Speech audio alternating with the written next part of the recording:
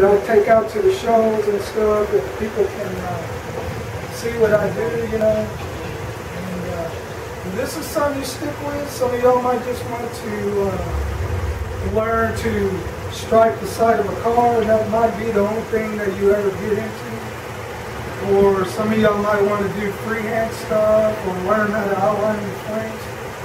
What I'll say is it's a very rewarding art. When you knock out a good piece and a good clean line, you feel good about it. But the main thing I want to say is if you get good, apply yourself and promote yourself, you can make a lot of money in Pinstripe. I've made a lot of money, and I hope we still make a lot of money doing this. And you know, I feel good about being able to pass on a few things to you. Thank you, Johnny. The first thing I want to say is whatever you're going to do to whatever you're going to pinstripe a helmet, motorcycle paint, car, whatever, the surface needs to be clean. Okay, it needs to be. Usually I use Windex because it's kind of mild. It's usually safe on all surfaces, and you want to pick up any grease, dust, any little bit of trash that might be on your surface, because just like if you don't do that with a tack cloth before you paint a car, you'll find trash in it. The same thing will be with the pinstripe. So let's just assume for all intents and purposes that these mirrors are already cleaned up, they're already ready to go. Okay, you got your object already cut. Okay. Now,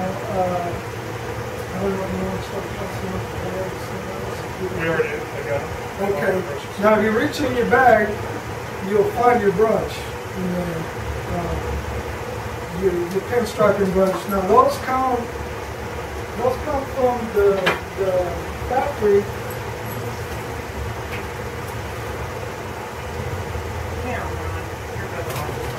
They're going to come like this, usually fluffy. This style of brush is called a dagger brush. I'd say 9 out of 10 pinstripers use this for traditional pinstriping and for pulling long lines. So this is the brush I'm going to introduce you to. There's different brushes, just like there's different tools for different kinds of work. There's different brushes for different kinds of striping, but this is the main one you'll probably use.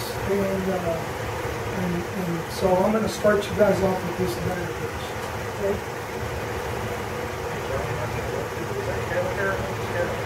They used to actually be squirrel and camel hair, but now they make them out of synthetic wood. There might be, there's still... I still tell my customers to camel hair. I thought Max still made it that way. That's why. I thought they were. That's why they're so expensive. They're $10 a pop. It's camel hair.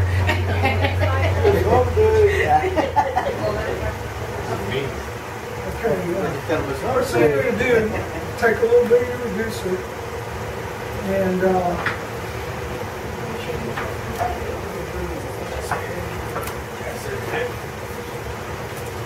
you're going to pour it all. You don't need much.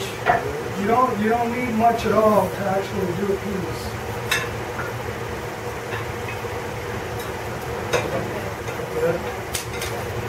You can use your lids. Don't worry about it getting fast. You got your So you're going to take your thinner. And if you guys haven't noticed, I'm partial to one-shot paint. There's different types of striping paint. But if I used a different brand, then I would have to get a different tattoo. So I'm partial to one-shot. It's the industry standard for 50 years. You might end up developing something that you like that works for you, but you know it's pretty much available, and it's pretty much in all colors. Yeah. Yeah, it's got a wide variety of colors.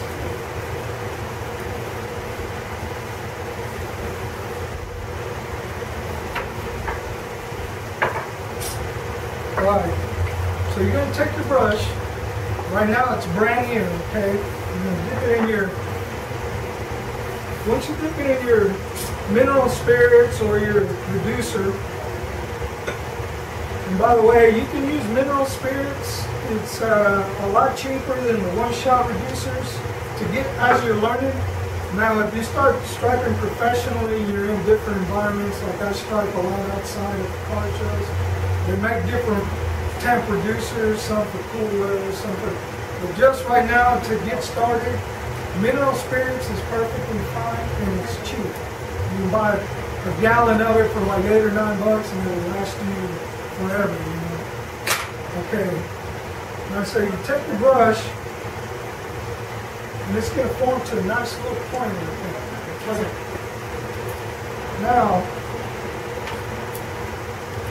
they're just going to, okay, now you're going to get a couple little stripe hairs on your brush. You want to pluck those because those will get in your paint and leave a streak on the outside of it or whatever. But what you're going to do is just kind of with your fingers start forming the point of the brush, just like this. And you're going to notice it's going to come to a little curved up point, and that's why they call it a dagger brush. Okay?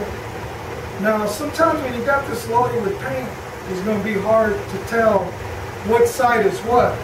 This side is the wrong side to stripe with. You see how it curves down? You want to stripe like that, with the curve going up. Now, easy little trick to keep you from striping on the wrong, using the wrong end of the brush. Take a knife or a razor blade and just put your little notch on the top of the brush like that. Put your two notches, whatever. It'll get filled in with paint, I promise you. So you know, maybe more than one. So once you do that, and you notch your brush, you'll only have to do that on the dagger brushes because the scrolling brushes are round brushes and they really don't matter what kind of way you use those. But these dagger brushes, when they get loaded up with paint, it's hard to tell what side. So you put your little notch on there, it'll always be, you'll always know what side is the side that you're supposed to beat up. Okay, now the next thing that we're going to do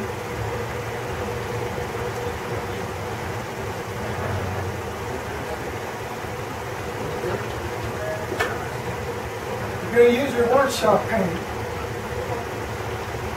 and you want to give it a good shake because it's pretty thick paint. It's oil-based paint, and so you want to just really shake it down real good before you open it. Okay. Now,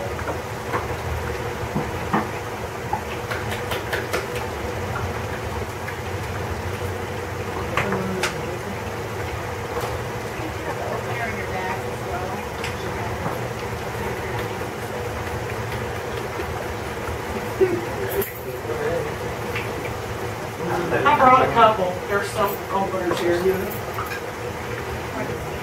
I didn't know if they had one in the bags or not.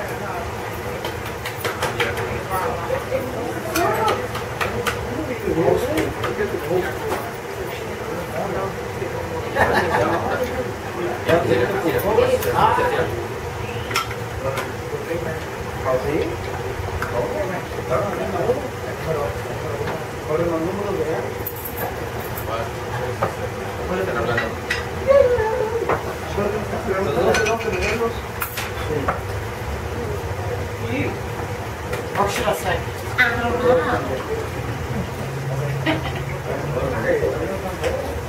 Quiet today. It was amazing that you was quiet.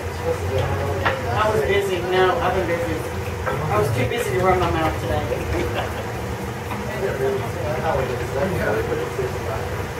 you can tell that screwdriver's opened up a lot of cans of paint. Yesterday.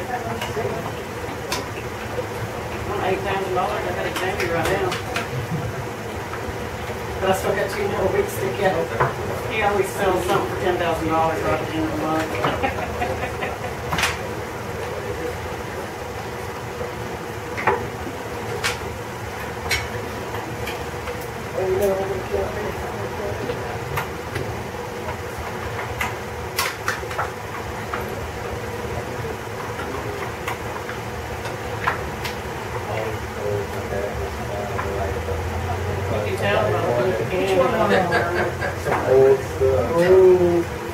Here,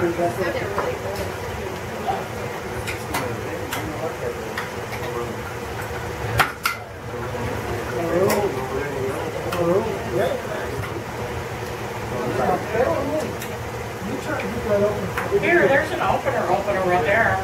Yeah, try this, see if that'll get.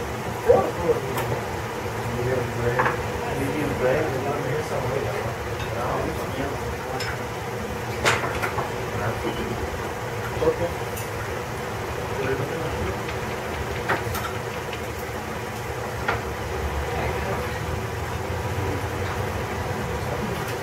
a class on opening candy.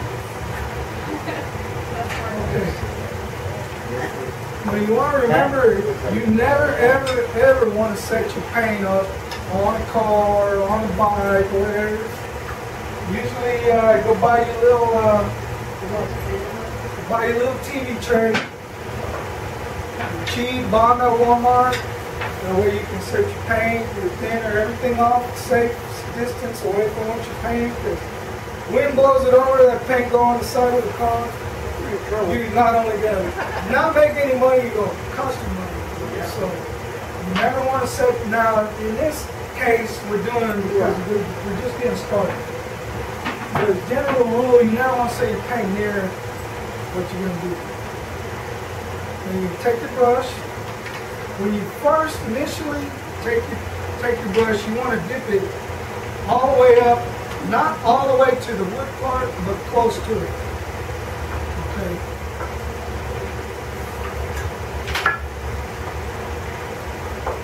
Then what you're going to do is called loading your brush. You're going to take it and you're actually going to swish it all around in there, back and forth. You might have to do it a couple of times until you feel the paint feel a little bit swishy. Okay?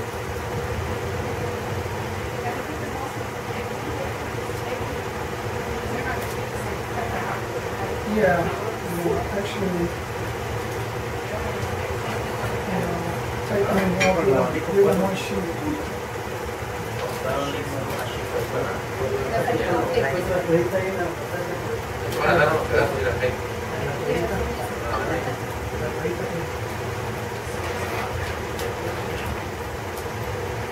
So you're gonna take this, you're gonna be keeping, what you want to do is to have paint all through the brush. It's called loading the brush.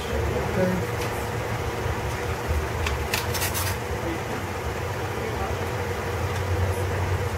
I see why y'all are sitting over here. I got the sweet spot.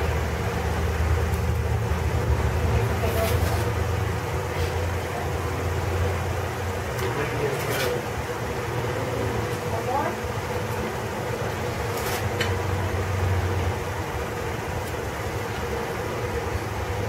Okay. Now, I like to use a gloss paper for paleting my paint on. I used to use phone books, but the phone book paper is thinner and it seems to soak up the paint quicker. So these gloss magazines, go steal your wife's glamour magazines or whatever. Tell her you need it for research or whatever, and then what do you call it? But the gloss paper seems to hold the paint better, and it's easier to. Okay, so now once you've dipped your brush in there a couple of times, gotten some good paint in there, then you're going to go back to your thinner. Okay, you're going to dip, not the whole brush, but about, I'd say about a ½ inch of the tip. Okay, you're going to dip about a ½ inch of the tip in back into your thinner. And this is what's going to start prepping the paint ready to pull along. Okay. The only time you re-dip your whole brush back into the thinner is if you paint. One shot's a funny paint. It's real susceptible to the weather and it starts to dry real quick. And so every now and then you'll have to re-dip your whole brush back in there and then kind of start the paleting process over again. But that's only something that you'll only learn from just playing with the paint and messing with it, and you'll finally figure out what it does, what it won't do. And once you dip the bite, you go about a half inch of the tip of the brush, then you go back into the, and you're going to feel the paint start thinning out a little bit.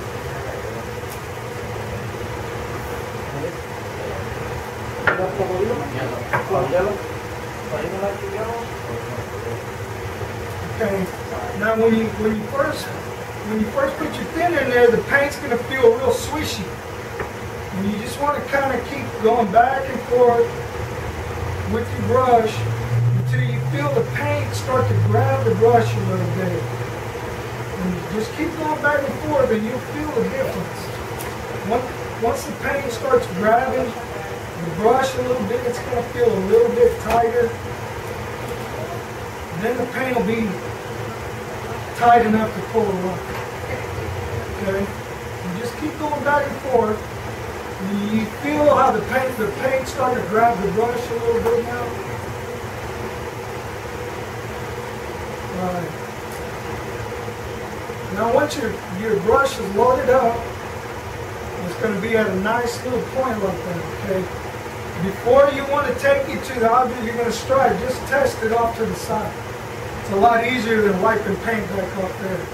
Just test it off to the side of your object. And then just pull and see how your lines pull. If it's streaking, you don't have it thinned out enough, and if it's blobbing out, you have it thinned out too much.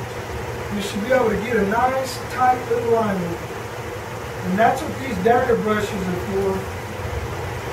They're mainly for pulling traditional style pinstriping and pulling long lines.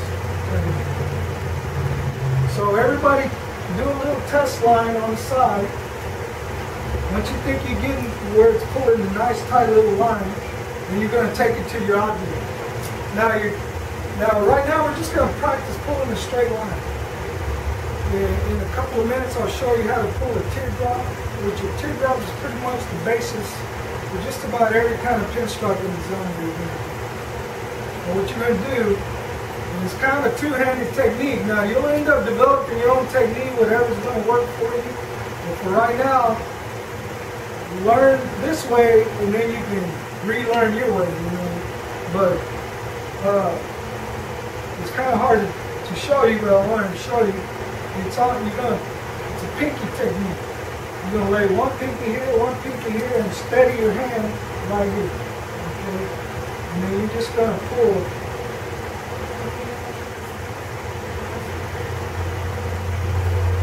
And you just kind of drag the pinkies and keep your brush steady. Start pulling the line like that. This is the business part of the brush. That little curve right there. That's where you want to stay on that part. It's real susceptible to the way you move your hands. So, you know, if you get into the fat part, your line will blow out. Now that's not always a bad thing, you know. But just so you want to pull a long, straight line, you want to keep it on the business end of the brush. So, and then before you go back and pull another line, dip just the tip of your brush and repowder it. That way your brush is loaded and ready for another line. You're pretty much going to do that just about in between every stroke. Okay?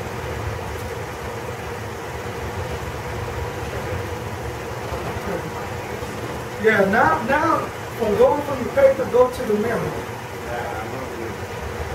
Okay? You're going to try another one. It's like I said, a two-handed technique. Use your pinkies. You're going to go, lay your pinkies down like that. Rest your hand. Use the business end of the brush. And pull another.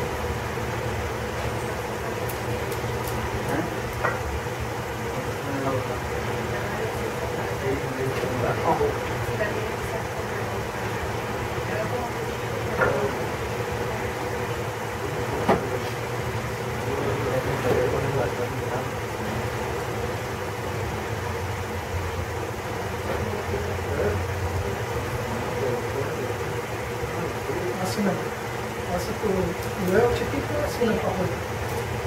Los dos dedos. Así. con aquí, este dedo y este dedo.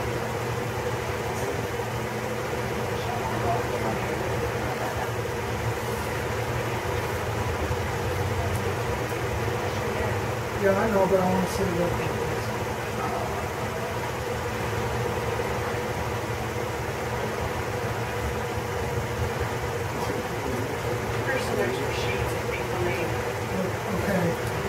Yeah, because you really need to be able to switch the paint around. You can tear paint, there's single sheets, and here's even some of these pads.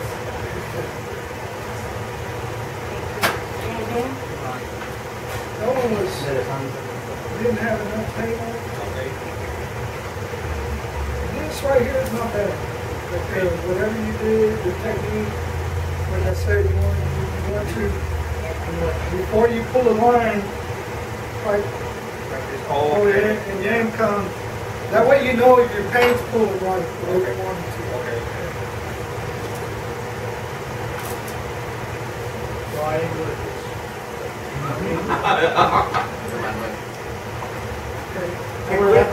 That's not a bad paint mix, but you're pressing down too hard on the brush. The muscles are like the hand just the point.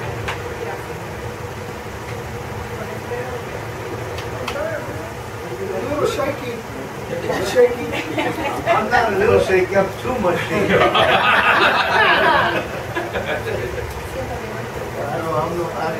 If you learn how to palette your paint, and you'll get the hang of it. It only comes from practice. Then once it'll become second nature to you, it'll become second, and then you won't be worrying about paleting your paint. You'll be worrying about just doing your design. Let's see.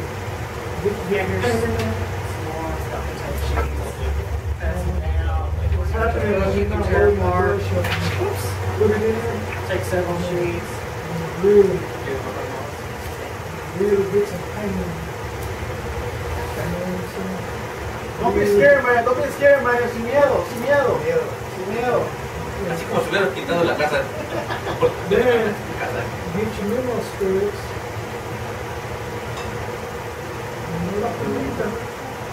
Go back in there and see how the paint thins out. You can't hardly pull a line without dipping your paint in the thinner.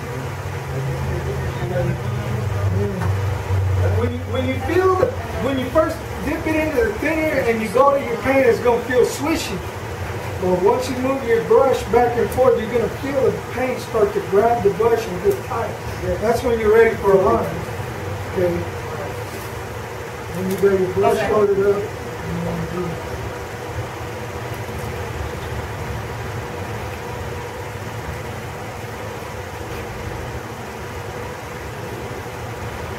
You don't have to think about it. Here's some more. Pass down that way.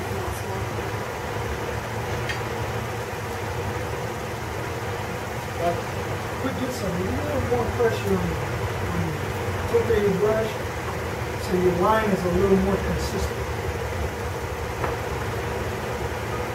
And this is a real fun hobby, even if you never make $1 doing it, just to knock out a panel and hang it up in your house. Impress your friends. But believe me, you know, once you do one and somebody sees it, they'll be like, oh man, can you do something? And then you'll be pinstriping everything in sight.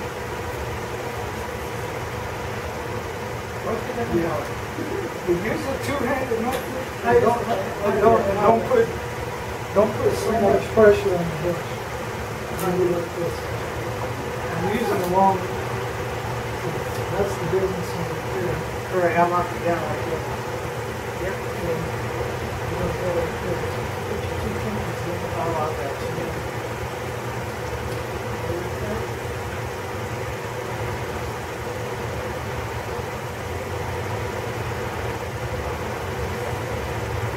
Just kind of drag.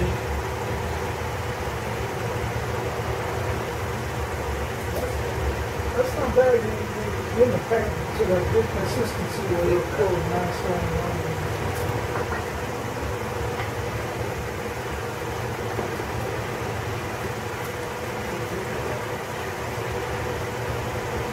Remember, when you go from the paint, you lay it on your paper, and then go to your thinner, you want about a ½ inch of the tip in there, and then go back to your paint and color.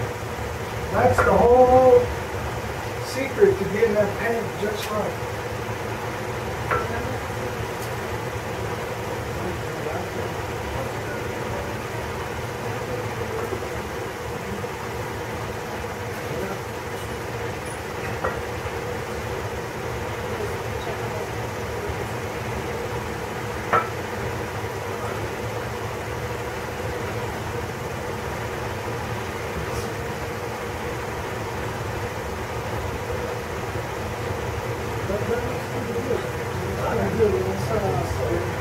And they're just going to take practice. No lo vas a aprender en un día or in a half an hour. You got to practice. Pero it's all about paleting that paint. Ya cuando tienes eso que ya sabes que hace la pintura, entonces haces práctica para estirar la línea derechita. And if you have to draw a line, there's a pencil, a certain pencil I use to graph out designs. Because I don't just freehand everything. Like if I'm going to do something on the car, I'll lay some tape lines to keep me symmetrical down the middle of the hood or something. And I'll also use a brand of pencil called Stabilos. These are like, they're like a scribble. They won't scratch up paint or glass or anything, and they wipe, once your paint's dry, they'll wipe off. They come in different colors depending on, you know, what color, when you get your ruler, you get your scribble pencil, and then this is how you would start a teardrop design, say like the one on the end, or say like this right here, where I do a teardrop like that. Usually that's the start of all traditional style pinstriping. You do your little teardrop like that. The way I get those nice and even and symmetrical, and I get everything right down nice in the middle of the hood or the back of the trunk, I lay my tape, I do some measurements, I take my tape line, I lay it down, and I take this scribble.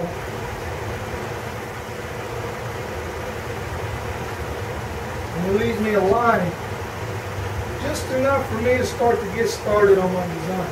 You know what I'm saying? When you take the brush, say this is my brush, and then I'll go, okay, and I'll lay my one little side of my teardrop over here, and I'll lay my, and that line helps me keep everything real nice and symmetrical. Once the paint's dry, I go back with just a little soapy, on a blue towel, a little soapy water, and that's, see, it works right off. These are little tricks of the trade, that you'll get into more and more as you start doing designs and stuff. But, you know, today's an introduction. I hope that, you know, maybe some of this might set you on a career so you don't make a lot of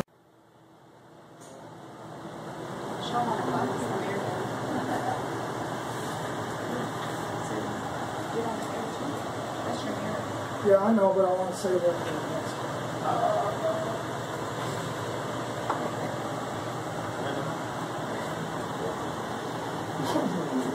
Here's some extra sheets if people need.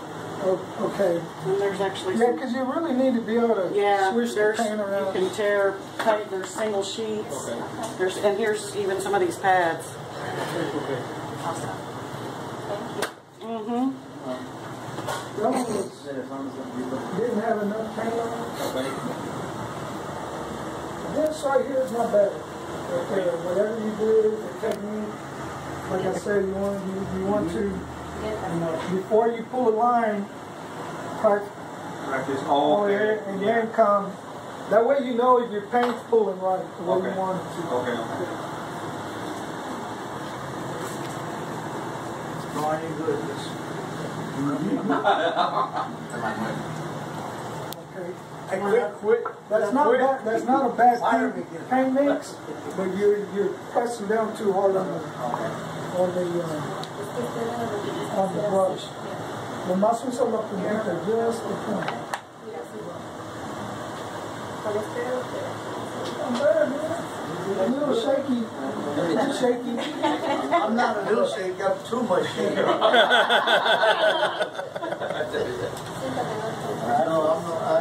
If you learn how to palette your paint, and you'll get the hang of it. It only comes from practice. What do you think, Janine? It'll become second nature to you. It'll become second, and then you won't be worried about coloring your paint. You'll be worried about just doing the design. That's fine. Let's see. Yeah, here's some more documentation sheets. Pass them down. What's happening is you're not loading the brush up. Put it in there. Take several sheets. Really get some paint in there. You know what I'm saying? Don't be scared, man. Don't be scared, man. Sin miedo, sin miedo. Sin miedo. Así como si hubieras pintado la casa. Then, beat your mineral spirits. Run up and beat them. Go back in there and see how the paint thins out. You can't hardly pull a line without dipping your paint in the thinner. When you first dip it into the thinner and you go to your paint, it's going to feel swishy. But once you move your brush back and forth, you're going to feel the paint start to grab the brush and get tight. That's when you're ready for a line. Okay. When you're ready to float it up.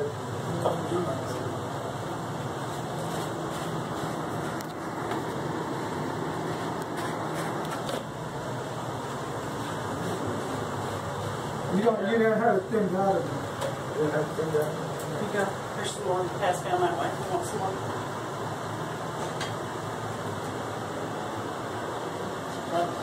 Put just a little more pressure on the tip of your brush so your line is a little more consistent. Palette on the clean sheet of the paper. On the clean part of your paper.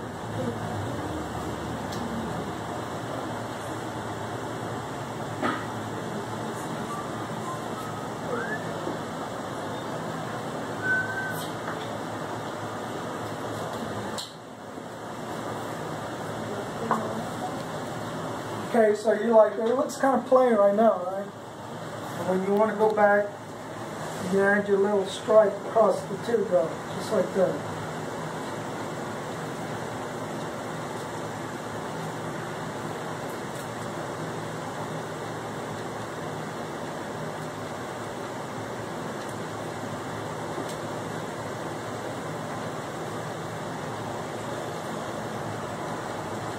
And I'll be honest with you, I know Mark set up the mirrors for you, but they're not really that great to practice on because the reflection throws you off. You want to use something that's an opaque, like a white. Good job, y'all. All work a couple months, I think.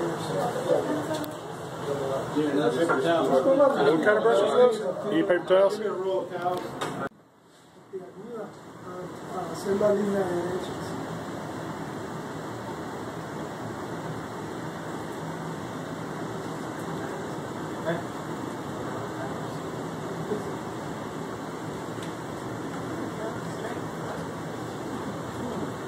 Esto te va a servir igual.